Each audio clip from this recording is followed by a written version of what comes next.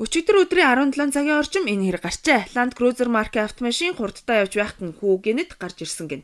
Ингээд юу болоод өнгөрснийг мэдэхгүй хүүхдийн амьд хүрчглээ гэдгийг жолооч хэлжээ. Автомашины хүүг мөрөгсөн тал цаашаа хонхоож орсон байгааг та харж байна. Ослын дараа хүү хэдэн минут амьд байсан байна. Гэвч эмнэлгийн тусламж ирэхээс өмнө амьсгал хураажээ.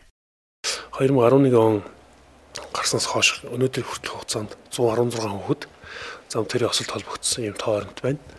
За энэ 116-гийн 3 нь бол ослын улмаас амьд нөхөрсөн, бусд нь бол хүн дөнгөн байдлаар бэлтэж гэмтсэн юм байдалтай. За өчтөр ихтэл 2011 оны 4 сарын 19-ний өдөр гэхэд 5 хүүхэд зам тэрийн осолд холбогдсон. Энэс нэг нь нас барсан буюу хаанвал дүүргийн нутаг 8 дугаар хороо Сонсголынгийн Дэнжин автобусын буудлын гэдэг газарт Toyota маркийн автомашины Land Cruiser маркийн автомашины жолооч за хүүхэдтэй харж ингээд амьд нөхөрсөн ийм байдалтай байна л да.